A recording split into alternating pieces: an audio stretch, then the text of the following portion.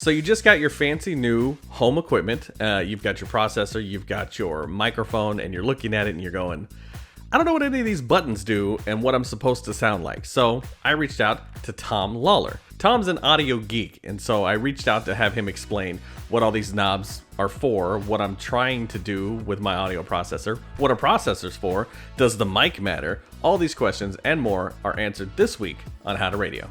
And this video is brought to you by Restream. If you want to stream your live video to more than one platform, let's say Facebook and Twitch, Twitch and YouTube, Facebook and YouTube, however you want to combine the two, you can do that by going to restream.io. It's super easy to set up. All you have to do is click your buttons. You can update all the titles at once, so you don't have to go through each channel and go, oh, this is what I'm doing today. You can just do it all in one place, and then you hit go from whatever program that you're using, or you can do it from directly inside Restream as well. Super easy, super intuitive, and they're going to knock off $10 for your first month subscription if you use my link below.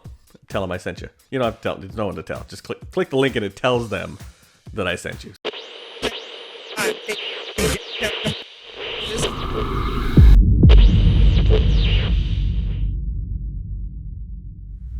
Tom, first of all, what is your official title? What is it that you do? Well, my full-time job is I work for RCS as a Zeta G Selector acquirer, software installation person, and technical support person.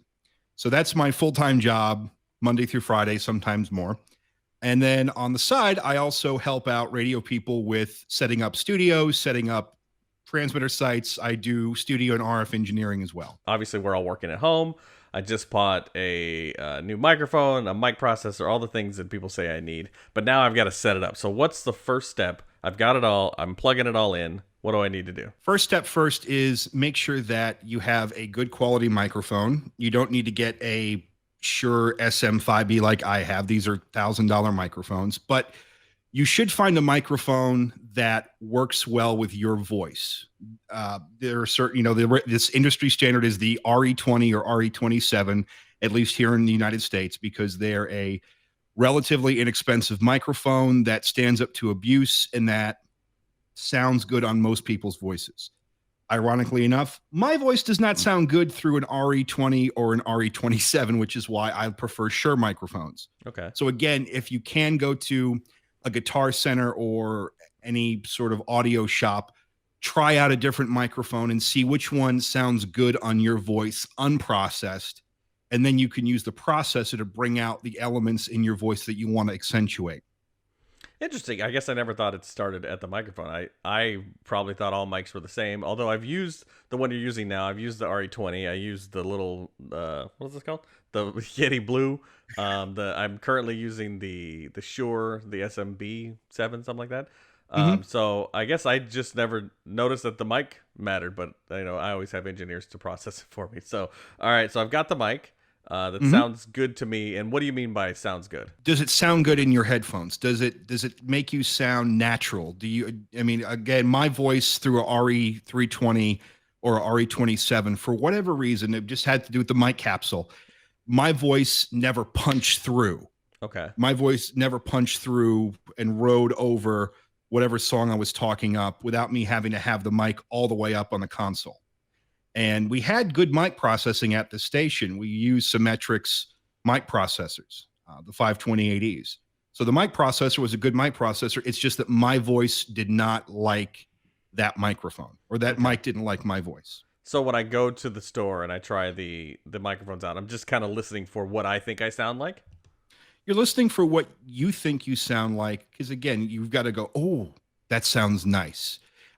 Do you punch through? Do you quote unquote print? Are you coming through clean and clear? Is the mic picking up all the resonant notes in your voice? That's what you're looking for when you're buying the microphone to start with.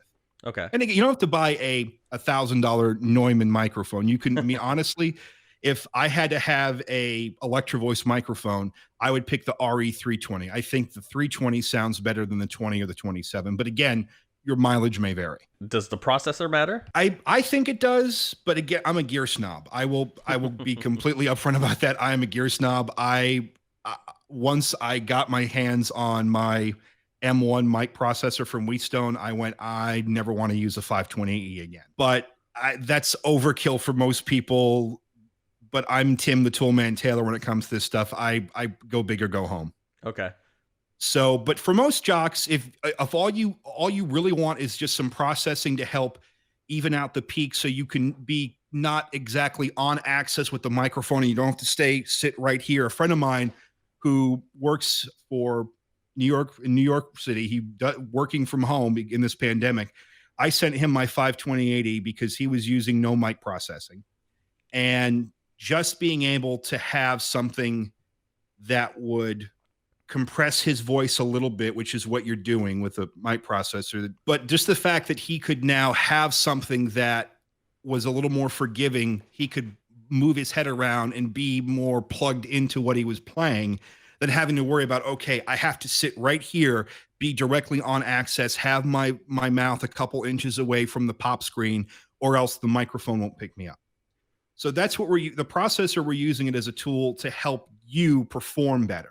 And that's really what all this stuff does, is it's helping you perform better on the air. So it's not going to make me sound like James Earl Jones. No, that's I mean, I think that if Omnia or Wheatstone or Orban could come out with that mic processor, they would sell a million of them to all of us. That, in my case, I want to sound like Charlie Van Dyke.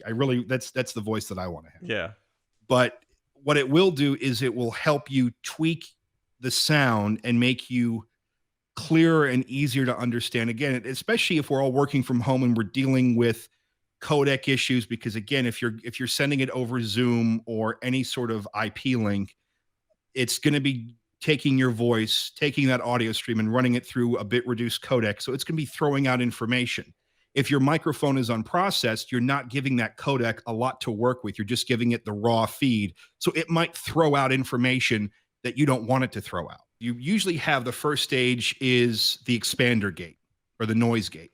Yeah, explain what a noise gate is. So even if you're in a dead silent room, there is still a noise floor. And if you plug your unprocessed microphone directly into your little mixer or your audio device and you turn it up, you'll hear room noise. And so you'll hear that you'll hear like a creaking, or you'll hear the air conditioner going.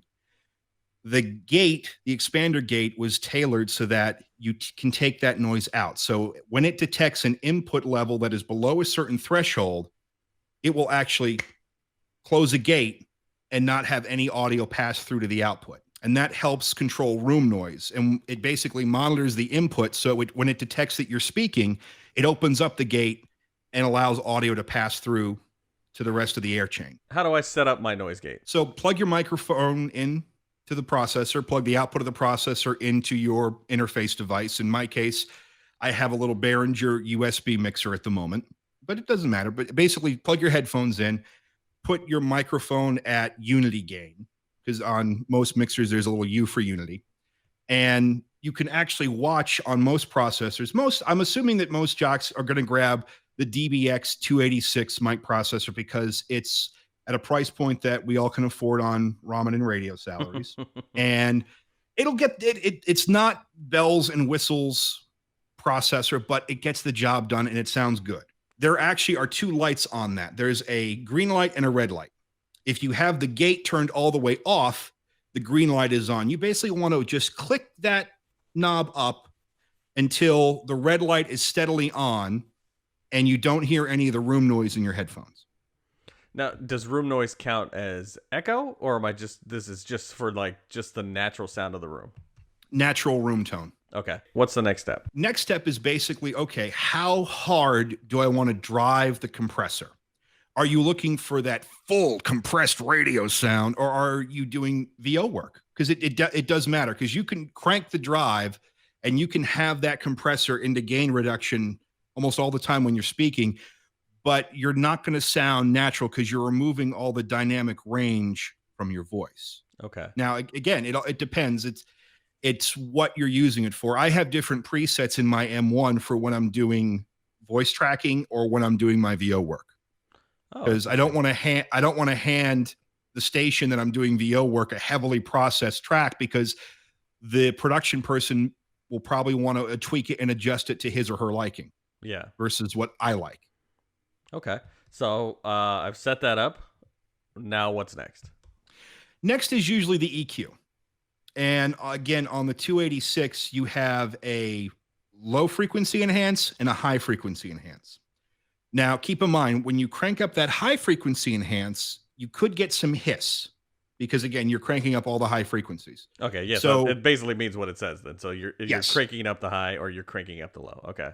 Yeah, and again, less is more when it comes to EQ. You don't have to add a ton of EQ to get a sound that you like. If you're having to add a ton of EQ, then you might need to get a different microphone. Okay. Or you might want to check your microphone settings. Like the RE27 has a roll off for lows, mids, and highs, and the RE20 has that low roll off switch on the back of it. What am I listening for as I'm turning these up and down? You're listening for intelligibility in your voice. Am I punching through?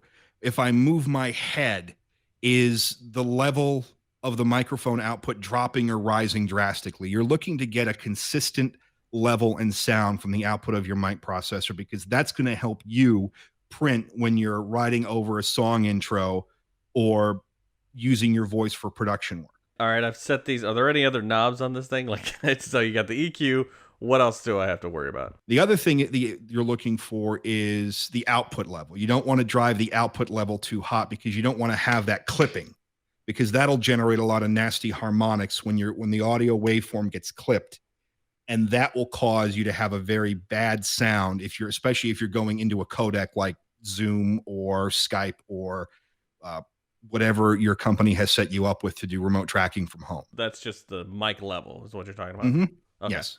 All right. The other thing to make sure you use is make sure that you use shielded cables. You want to stay away from using RCA cables or just 2-prong cables. You want to make sure that you have cables that either tip ring sleeve for 1/4 inch or XLR, because electrical noise can get into an audio chain and cause hum. It's the biggest thing that I deal with friends that have home studios is, where is this hum coming from? So you say that like I know what you're talking about. So breakdown. I heard the TRS mentioned. I kind of know what that means. So breakdown. Mm-hmm. I'm going to the cable store or Guitar Center, and there's 1,000 cables. Like, which one am I looking for? You're looking for a balanced cable, because a balanced cable has the hot, the negative, and then a ground cover. Does it say that on the packaging? It should say balanced on the packaging. Okay. Because because again, you want that tip, ring, and sleeve. You want to have the hot, the cold, and the ground shield. And that's the three lines on the plug, right? Yeah. So if you see that it has to have 3 sections for TPS, right? Yep. So or TRS, yeah. Yeah. So this is a tip ring sleeve, even though this is just a headphone cable, because most headphone cables use a common ground and they have the 2 hots for left and right channel. But we could use this for a mono source as well, because we've got tip, ring, and sleeve. Is there only a certain type of cable that comes that way? Can I get an RCA that's shielded? Nope. RCAs are only 2 connector. Okay. So I'm looking for, I'm assuming XLR. XLR or the 1/4 inch. They actually have adapter cables, because the output of the 286 is tip, ring, sleeve only. So you can get a 1/4 inch to XLR adapter cable at your favorite Guitar Center or Amazon. Cords are a big thing. You can't just buy the ones on Amazon for like $7, right? As long as they're grounded, balanced cables, you can. Okay. Because I'd be lying if I didn't say I have a bunch of. Oh, actually, hold on one second. So here is one of my adapter cables where I have XLR on one end and balanced on the other. I think this was $6 or $7 on Amazon, and they work great. So the cords, the processor, the mic, are there any other things that would make me sound bad on this little chain? It all depends on what your audio interface device is. Okay. Make sure that you have a sound card that takes in balanced audio. How do I know if my sound card is balanced? So it sounds like everything needs to just be balanced. That's what I'm looking for when I'm looking for anything balanced. So how do I know if my sound card is balanced? Your sound card is balanced if it has a tip, ring, sleeve or an XLR input. Behringer makes a lot of good little mini USB adapters, little mixers. In fact, one of them, my favorite one that I'm using right now, is the Q502 USB, because the microphone port has a built-in compressor and a 2-band EQ on it. So if you really just want, if you want the best thing I can tell you is if you don't have the money to spend on an audio processor, get yourself one of these Behringer little mixers that has a built-in compressor and has built-in USB, because it acts as the sound card and as the mic input. So there's very little chance of anything going wrong because you're just plugging your microphone into the mixer and going from there. The other thing I will recommend is if you're looking for a wonderful voice tracking solution, the Rodecaster box has a great mic processor built into it, and everyone that I've talked to that has one loves it. I was actually going to ask you about that. Yeah, the Rodecaster Pro, it gets a lot of hype. So why is it so good? It's $600. It obviously sold out as soon as the pandemic hit, but why? What makes this so good? So the built-in mic processing is from Aphex, and they're a well-known name in audio processing over the past 20, 30 years. They're the people behind compellers and dominators, which are very useful preprocessors at radio stations. If you've walked past the engineering room, you've probably seen them blinking lights before they send the audio down the air chain to the transmitter site and the main processor. They're great because everything is built in. It has the built-in USB audio card, so you just plug it in your computer, has built-in hotkeys for beds and sound effects, which makes voice tracking so easy, especially if you're doing it remotely from home. And it has the built-in mic processing, which lets you tweak it to your heart's content. Now, if anyone has any questions about setting up their mic processor, I know that I've heard a lot of people actually have reached out to you and you've helped them with their stuff. Can people email you or find you on Facebook or something like that and ask questions? Sure. If you want to ask me any questions about, hey, is this a good mic processor or where should I start? My email is tom@bigtomlawler.com. You can find me in Radio Peeps or the Broadcasting Club. I'm always eager to help because, again, everyone's doing this. We're all in this together. That's pretty much the easiest way to find me, or just put a listing for a Cadillac on Facebook Marketplace. I'll probably contact you. Thank you guys for watching the video. Hopefully you enjoyed this and you got some good information out of it. Thank you to Tom for taking the time and doing this. Don't forget to like and subscribe so you can get alerted the next time we do a video. And if you want, you can follow me and my wife, who do a morning show in Portland, on Twitch. We'd appreciate it. Twitch.tv/NK Mornings. Thanks so much for watching.